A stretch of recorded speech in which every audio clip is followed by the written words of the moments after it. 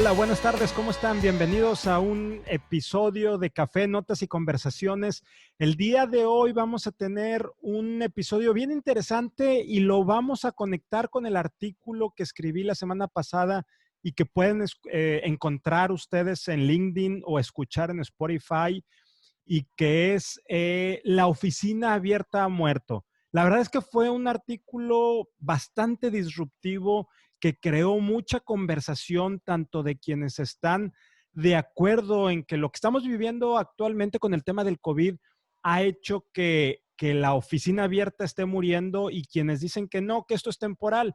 Entonces, obviamente, y como manejaba en ese artículo, esto tiene mucho que ver la definición de lo que va a pasar con temas clínicos, sanitarios, pero también arquitectónicos. Entonces, pues para irle dando sabor y seguir alimentando esta conversación, tenemos el día de hoy a un super crack en temas de arquitectura, experto en la materia, una persona muy estudiosa al respecto, que incluso está escribiendo un libro sobre estos temas. Y bueno, súper agradecido de que nos hayas aceptado la invitación el día de hoy para acompañarnos, Luis Carlos. Muchas gracias por estar aquí con nosotros el día de hoy. Al contrario, Rogelio, un placer estar en tu programa, en tu podcast y con la mejor intención de poder discutir un poquito sobre tus ideas, de las cuales en algunas no estoy de acuerdo, en la muerte de lo que es la planta abierta en las oficinas. Platícame, ¿por qué no estás de acuerdo? ¿Qué es lo que tú ves? ¿Qué es lo que has estado estudiando? Mira, yo creo que es importante hacer un recuento, aunque sea muy breve, de la parte histórica de las oficinas, aunque parezca un concepto relativamente nuevo, la planta abierta en el siglo XX o de la segunda mitad del siglo XX, la realidad es que ese mismo formato se comenzó a utilizar con mucho éxito en la época del Renacimiento, el siglo XV, sobre todo en la parte de Florencia, que como todos saben, pues fue el nacimiento de la época del Renacimiento. En esa época se acostumbraba que diferentes inventores, diseñadores, científicos, artesanos, artistas trabajaran de la mano en un mismo taller, sobre una misma mesa, trabajando en proyectos en común. Y pues los más grandes ejemplos, pues lo podemos ver con todo lo que hicieron personajes como Leonardo da Vinci, como Miguel Ángel, etcétera. La realidad es que ese modelo, pues obviamente ha sufrido transformaciones, claro. Una de las más importantes se da durante el siglo XIX, ya que es cuando empiezan a aparecer las grandes empresas que empiezan a contratar una gran cantidad de gente. Esto normalmente empezó en los Estados Unidos con las empresas ferrocarrileras. Ellas fueron las que empezaron a acomodar una gran cantidad de gente que hacía trabajo de lo que normalmente conocemos como trabajo de oficina en diferentes locaciones, y en esas locaciones empezó el formato mucho más inspirado en la parte de producción industrial, en donde cada trabajador, aunque fuera de oficina, desarrollaba un trabajo específico, una tarea específica que estaba supervisada. Y era sumamente rígido, porque había un supervisor, había una hora de entrada, había una hora de salida, había una hora para comer el lunch, etcétera. La realidad es que más o menos a mediados del siglo XX ya, sobre todo en los 60, se empezó a cuestionar la oficina cerrada, que fue la contraparte que se dio a partir más o menos del primer cuarto del siglo XX. Oficinas en donde había una estructura muy jerárquica, y era muy claro que esa estructura jerárquica debería reflejarse en el espacio que se le dotaba a cada una de las personas que trabajaban. Pero es a partir de los 60 donde se empieza a hacer esta disrupción de tumbar los muros y las jerarquías rígidas que se habían implementado hasta entonces, y es cuando aparece pues, lo que le denominamos la planta libre en las oficinas. O sea, lo que conocemos ahorita como oficina abierta y espacios colaborativos viene desde los años 60, 1960.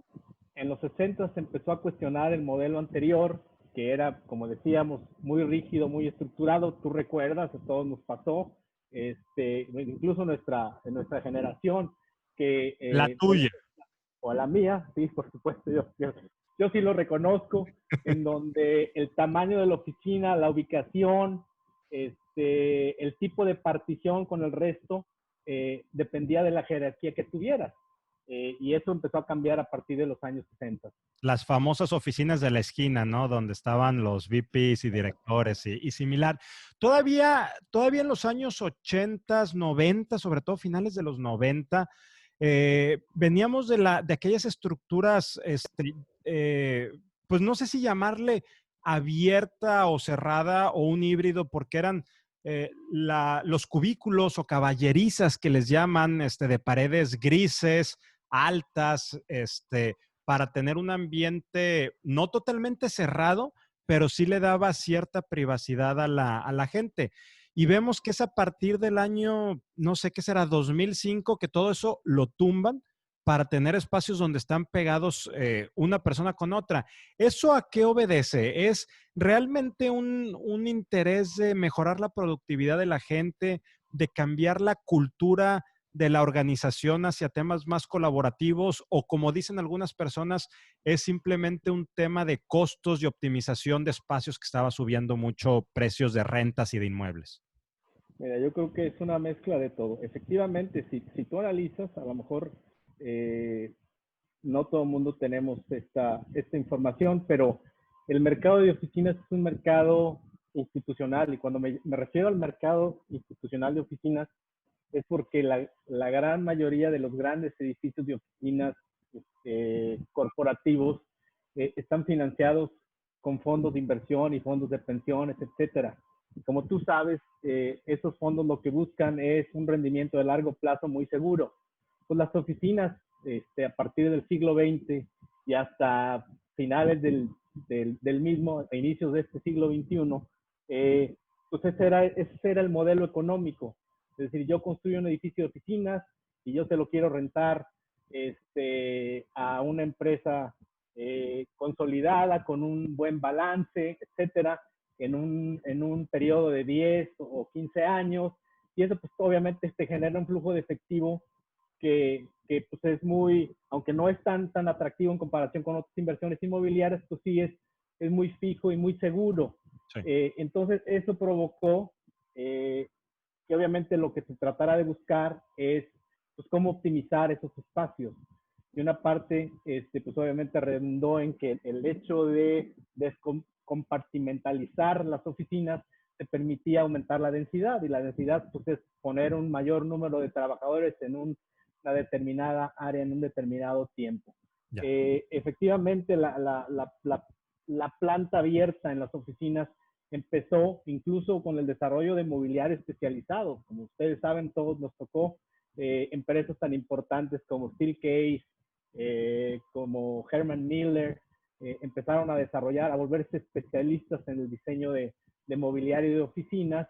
Y en aquel entonces, sí, de las oficinas rígidas pasamos a algunos espacios de manera transicional, en donde se podían poner estaciones de trabajo, que así se les llamaban, estaciones de trabajo, que no eran totalmente abiertas, pero tampoco no eran cerradas. Y eso está, fíjate, interesante. La idea de verdaderamente la oficina abierta, se reconoce y es un ícono en este mercado. Se hizo en el 93 por una empresa de mercadotecnia que se llama Kia Today. Ellos fueron los que diseñaron el anuncio que lanzó la Macintosh en 1994. Perdón, en 1984.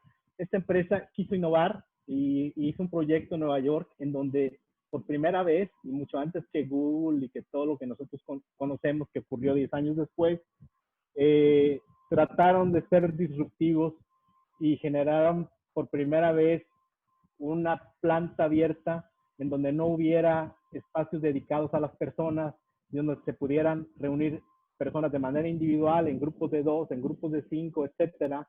Sin embargo, al paso de 2 o 3 años, pues la gente se quejó efectivamente de lo que tú mencionabas al principio, que ni se aumentaba la productividad, que no había privacidad, que si tú querías hacer una llamada por teléfono con un cliente, pues había mucho ruido, no tenías o no podías decir cierta información, etcétera. Entonces tuvieron que cerrar. tuvo que pasar una década después, y es en el 2004 cuando Google desarrolla su campus, que de alguna manera se volvió también en un punto de inflexión en el diseño de lo que son las oficinas actualmente. Entonces, lo que hace Google es retoma aquella idea de esta empresa que nos decías de mercadotecnia, principios de los 80, y de ahí nace este esquema que actualmente conocemos de lo que empieza a ser Google. Sí, Google ¿O tomó el modelo, renace? acuérdate, sí, más bien, si tú recuerdas, los fundadores de Google trabajaron en la Universidad de Stanford. Ujú. La Universidad de Stanford pues, es un campus, universidad muy importante, y entonces cuando se empezó a generar la idea de generar el campus del Googleplex, a la firma de arquitectos, el principal mandato que se les dio era que Googleplex debería de ser un espacio que permitiera una transición suave, educada y bien orientada de lo que es la vida académica hacia lo que era el mundo corporativo, que a las personas que cuando nos graduamos pues nos cuesta trabajo pasar de lo que es la transición de lo que es la escuela, la universidad, a lo que es el trabajo corporativo, y en eso está inspirado, en esas ideas. De ahí pues obviamente se sumó toda aquella suma de amenidades, de tener snacks, de tener un bar, gimnasios, áreas recreativas, mesas de billar, etcétera, todo lo que eso pues derivó después ya en una, digamos, en una filosofía de oficina que se ha expandido por todo el mundo.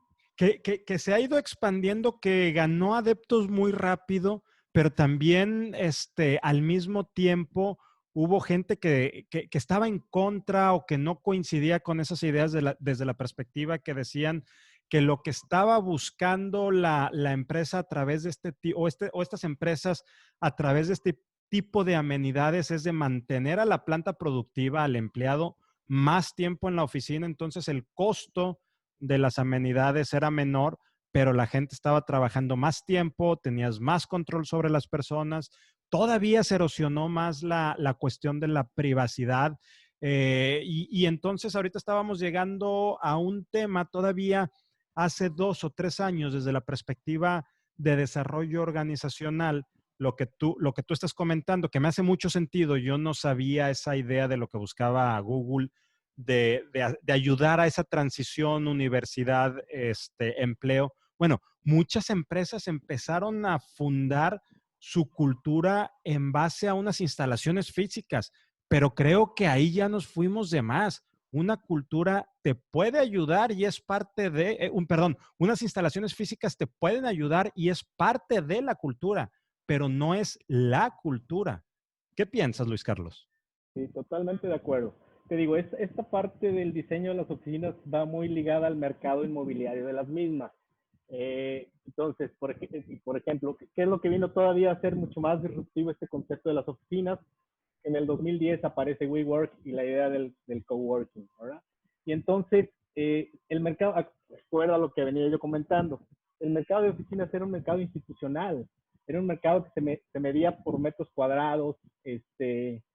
Cuando aparece WeWork y toda la idea del coworking, pues cambia total y dramáticamente el mercado de oficinas. Es la primera vez que vemos en el mercado de real estate como una empresa de tecnología sin experiencia en real estate se convierte ahora pues, en el mayor proveedor de oficinas en el mundo. Y básicamente el modelo ha sido muy exitoso, pues una base importante con esta idea de que pues tiene un marketing muy importante, ofrece una serie de amenidades importantes y además esa posibilidad que te da de poder convivir con diferentes grupos de personas, lo que en su momento Richard Florida denomina la clase creativa, de creative class, que son todos estos freelancers que se dedican a cuestiones que no son tradicionales, como la parte de mercadotecnia, de arte, desarrollo de software, de desarrollo de nuevos materiales, etcétera. Y cómo la conjunción de todos ellos en el espacio pues te da la posibilidad de poder generar nuevas ideas y nuevos productos.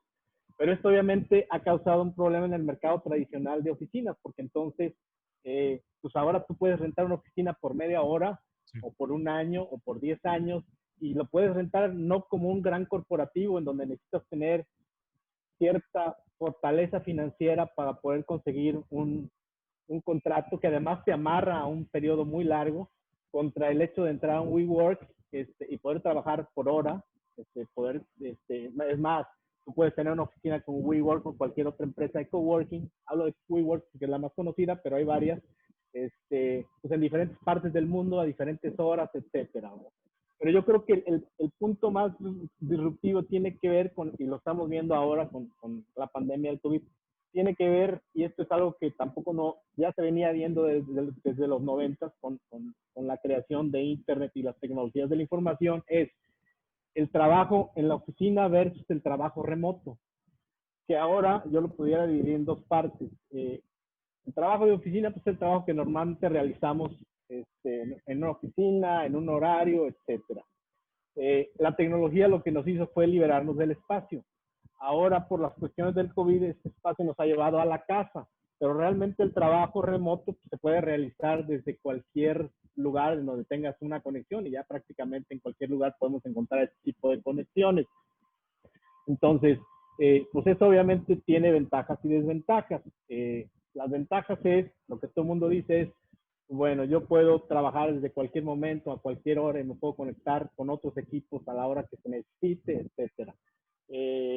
La desventaja es que pues, seguimos siendo seres humanos, ya lo vimos, quienes hemos tenido la oportunidad de estudiar historia del arte o historia de la arquitectura, más o menos a principios del siglo XX, con la invención de todas las nuevas tecnologías como el concreto, la invención del automóvil, etcétera, pues fueron sumamente disruptivos. Y se empezaron a generar ideas sobre una ciudad que fuera mucho más como una máquina, etcétera. Pero la realidad es que seguimos siendo seres humanos, seguimos siendo igual de cursis que siempre, seguimos necesitando de poder estar en contacto con otros seres humanos, y yo creo que eso, independientemente de que sí va a haber una modificación importante en los espacios de oficinas, sobre todo las que tienen planta abierta, vamos a seguir trabajando en ellas, nos vamos a seguir relacionando porque simple y sencillamente es una necesidad natural, está dentro de nuestro DNA, y yo veo difícil que dejemos de lado de manera, cuando menos en el mediano plazo, de manera tan radical, lo que son pues, los espacios de oficina. Ya. Probablemente los espacios de oficina, como bien dices, no se vayan a acabar, no es que todo mundo vaya a trabajar desde casa, pero ¿cuál es el futuro? ¿Qué es lo que tú estás vislumbrando que puede venir? Tenemos empresas como Steelcase que ya están apuntando, hay por ahí un estudio que ellos están haciendo o un artículo que ellos están compartiendo donde dicen, esto va a cambiar y va a cambiar a que los espacios de oficina. Obviamente no vamos a regresar a aquellos espacios noventeros de paredes altas grises u oficinas ochenteras donde los directores estaban en las esquinas con su baño, pero sí vamos a migrar, ya no va a ser esa oficina totalmente abierta, probablemente van a ser tipo cápsulas con paredes de plástico, de algún material transparente. Mucha gente va a estar trabajando desde casa, se va a desincentivar que la gente esté una al lado de la otra. Obviamente esto va a elevar costos. Puede haber empresas que ya no sea rentable tener oficinas y que estén dejando algunos espacios muy puntuales colaborativos para juntas. Entonces, y luego todavía platicábamos tú y yo, y luego en la mañana por ahí hablamos sobre un artículo del Centro de Prevención de Desastres de Estados Unidos que está dando todo un lineamiento para lo que viene, que es desde uso de sanitarios, uso de oficinas, áreas en común, cómo tiene que haber ciertas cuestiones de ventilación, que las oficinas no están preparadas hasta donde yo entiendo para tener ventilación abierta o ventilación del exterior. Entonces, me decías ahorita, bueno, no creo que desaparezca la oficina per se, pero ¿tú crees que la oficina abierta o el concepto que ahorita conocemos de oficina abierta vaya a desaparecer? Más que nos están diciendo que esto va a durar a lo mejor 2 años y es tiempo suficiente para cambiar comportamientos de la gente y que se acostumbren a ciertos niveles de privacidad. ¿Qué ves ahí, Luis Carlos? Mira, otro aspecto que vale la pena mencionar y que es que en esta vorágine de información y de ideas y de confusión, porque estamos en un periodo de terrible confusión, pero te voy a decir, las grandes empresas de tecnología, que son las que han marcado la pauta y las que nos dieron posibilidad de generar el trabajo remoto, llámese Facebook, Google, etcétera, con excepción de Twitter, muchos de ellos no están dispuestos a que se haga mucho trabajo remoto ni desde la casa, y parecería irónico y contradictorio, pero lo que pasa es que la gente tiene contratos de confidencialidad y como ellos manejan sus proyectos de manera muy confidencial, pues obviamente no están muy convencidos. Ellos están en un dilema Sí. en la forma en cómo van a comenzar a trabajar. Pero lo que sí te puedo decir es, en el corto plazo, ¿qué va a pasar con la oficina? Pues obviamente sí va a haber cambios. El principal cambio va a ser en la densidad. Es decir, si en una oficina metías 40 personas porque tenías 40 estaciones de trabajo, probablemente ahora vas a tener que meter en un día 20 y luego al otro día siguiente 20 de manera escalonada. Vas a tener que cerrar por lo pronto todas las áreas comunes. Lo más probable es que en términos de sanitización, pues tomes medidas sumamente drásticas.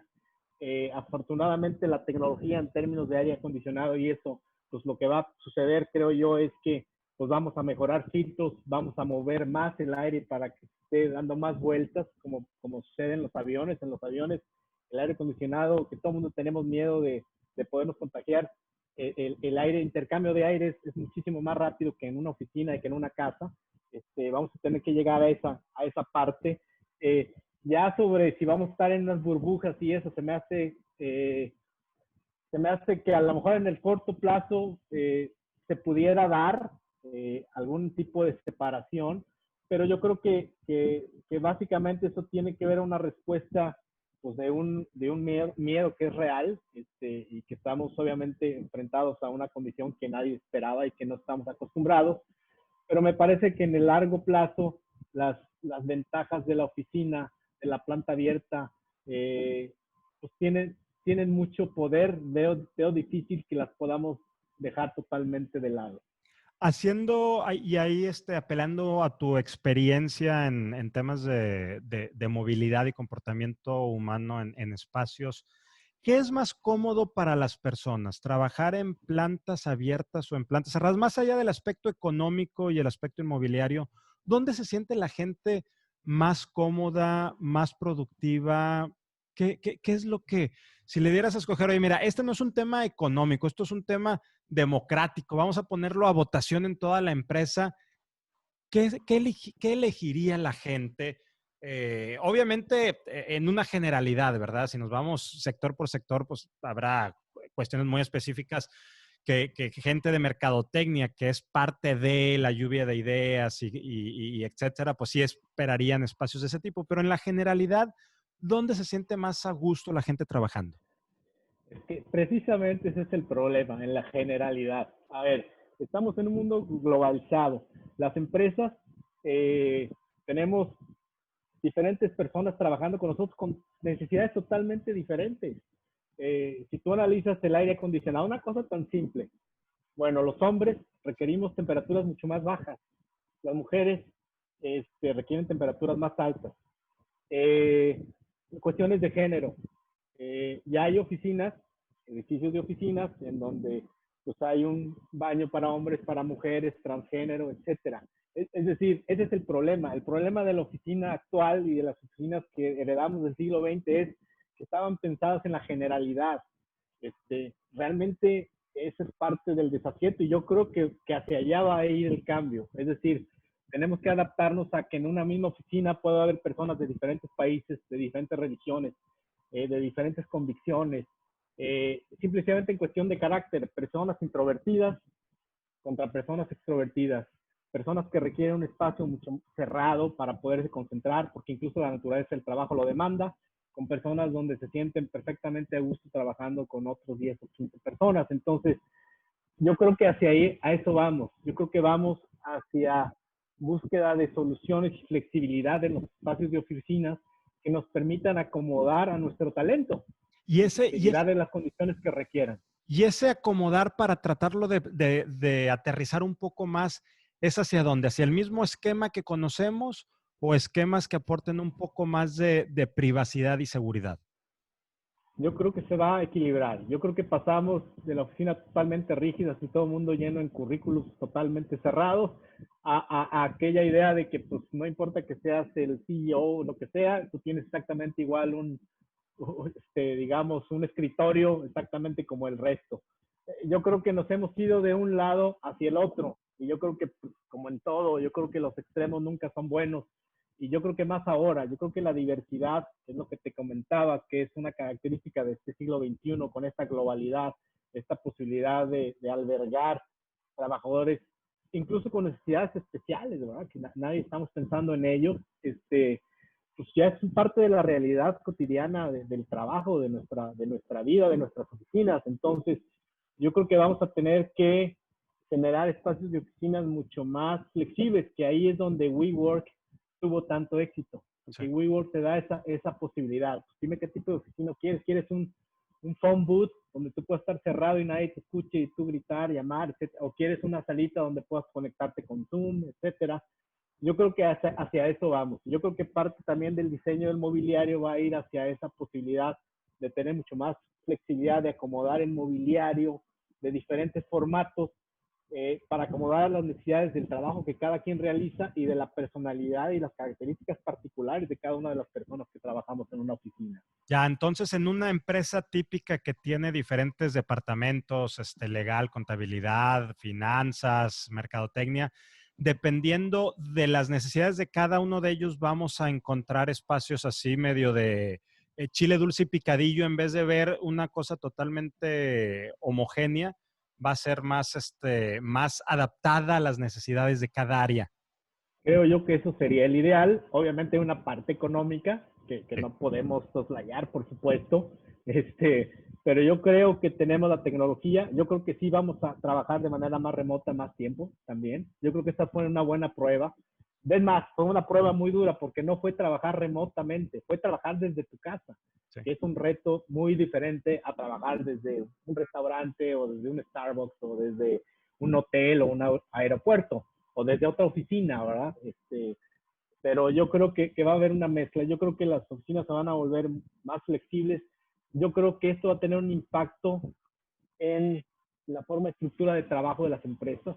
Yo creo que vamos a ver a mucho más freelancers trabajando, no solamente poniéndose la camiseta de una sola empresa, sino trabajando en diferentes proyectos para diferentes empresas. Y creo que eso pues, va a tener impactos positivos en la productividad, que al final del día es lo que, para eso está diseñado el espacio de una oficina, ¿no? Pues para poder ser productivos. El tema económico, ahora sí, adentrándonos un poco en el tema económico de las adecuaciones y adaptaciones que van a tener que hacer las empresas para asegurar los lineamientos sanitarios que se van a requerir durante los siguientes 18, 24 meses. Es importante, es representativo. Estaba leyendo en el documento que platicábamos del Centro de Prevención de Desastres de los Estados Unidos, que vas a tener que meter temas de rayos ultravioleta, ventiladores que estén haciendo circular el aire si el aire acondicionado no te lo permite, filtros de aire, ya sea en los aparatos o en las oficinas, las barreras físicas. ¿Es algo importante económicamente todas esas adecuaciones? Mira, yo creo que una gran transformación de las oficinas va a ser difícil porque precisamente económicamente este, pudiera ser muy costoso. La realidad es que no hemos pensado tampoco del otro lado de la ecuación. Es decir, para la empresa pudiera ser muy cómodo mandar una buena parte del equipo que pueda hacer home office o remote office, en este caso home office por la situación en la que estamos viviendo, pues porque te ahorras espacio, te ahorras luz, te ahorras consumibles, etcétera. Esa es una manera de ver la ecuación que no es totalmente correcta porque cuando menos ha habido empresas importantes que en esta pandemia lo que han hecho es contrataciones que he visto ¿verdad? En algunos artículos que he leído donde las nuevas contrataciones te contratan por Zoom y empiezas a trabajar desde Zoom, te hacen llegar tu laptop con todos los programas cargados, todos, y empiezas a trabajar. Y parte de tu salario incluso reconoce los costos adicionales que pudiera hacer una impresora, un internet de alta velocidad, etcétera. Yo creo que las oficinas no vamos a ver tanto modificaciones, a lo mejor sí en la separación de los espacios, a lo mejor sí en parte del mobiliario, porque te digo, lo que va a pasar es que la principal herramienta va a ser la disminución de la densidad. Y eso sí se puede lograr porque tenemos la tecnología para lograrlo. Entonces la gente va a empezar a rotar al personal para que haya mucho menos personas ocupando un mismo espacio, y unas van a ir a la oficina de lunes, miércoles y viernes, y las otras van a ir el martes y jueves, y cuando no vayas a la oficina va a hacer trabajo remoto.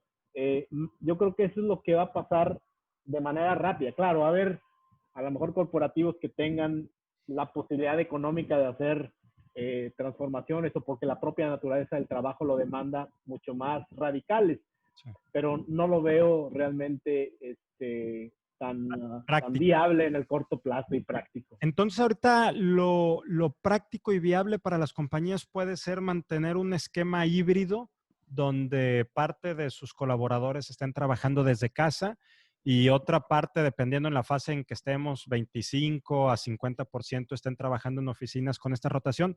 Déjame, te hago la pregunta de los 64,000 pesos y probablemente me salgo del tema de tu expertise arquitectónico, pero ¿cómo va a ser el comportamiento y el rendimiento de trabajo con este tema híbrido donde tienes gente en oficinas y tienes gente en casa? Ahorita lo que yo veo es que aunque el tema de trabajo en casa fue algo abrupto, fue algo que agarró a muchas empresas con los dedos en las puertas. He platicado con colegas que me dicen de empresas importantes, nosotros ni siquiera teníamos una estructura de VPNs para que haya conectividad.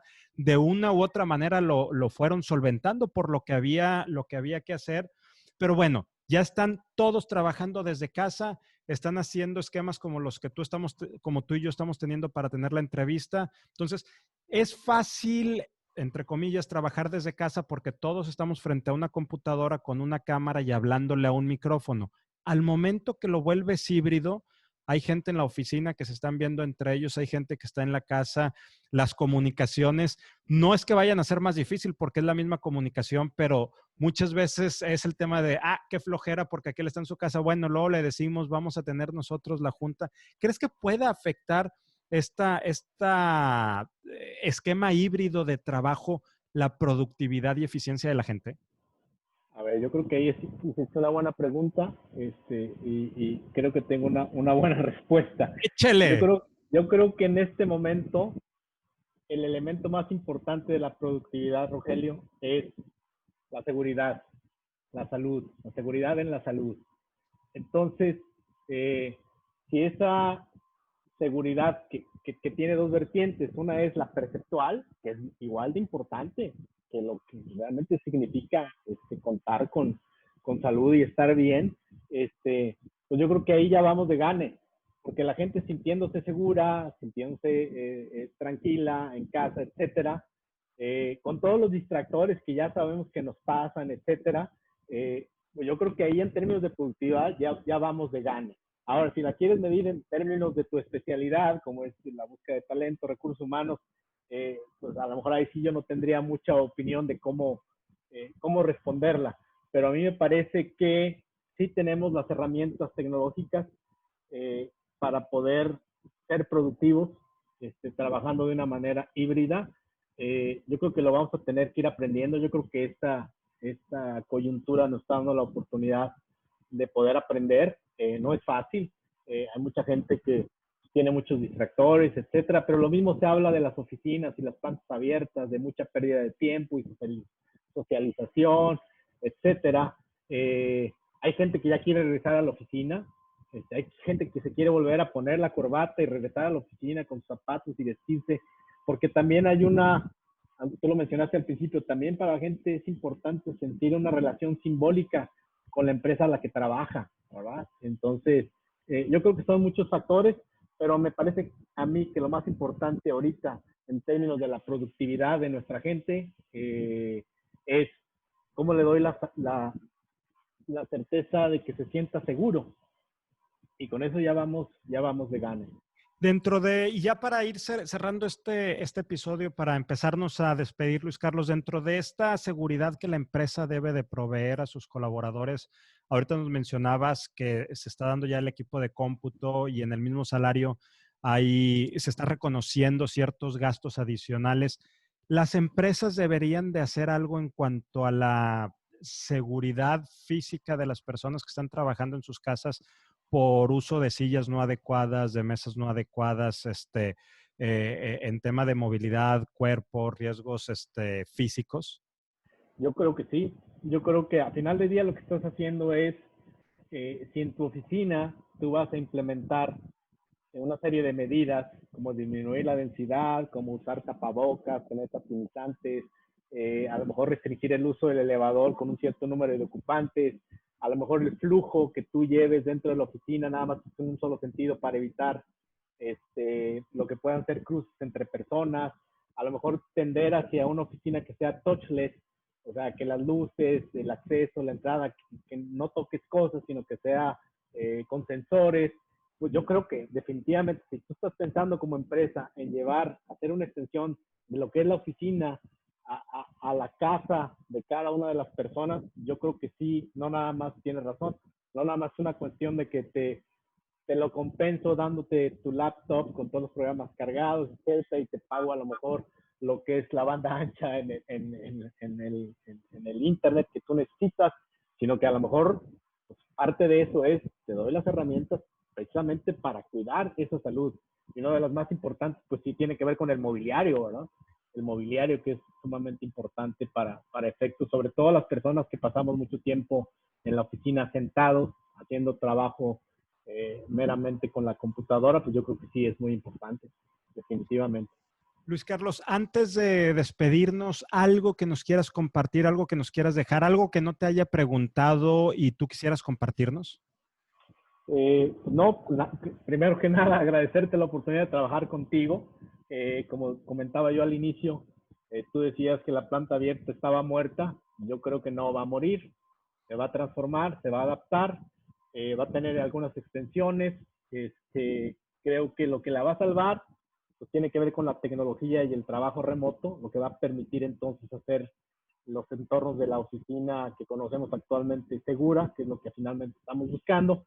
Pero bueno, yo creo que eso lo podemos ver en los siguientes 2 años. Más para adelante, en función de lo que pase, es un poquito más difícil de predecir.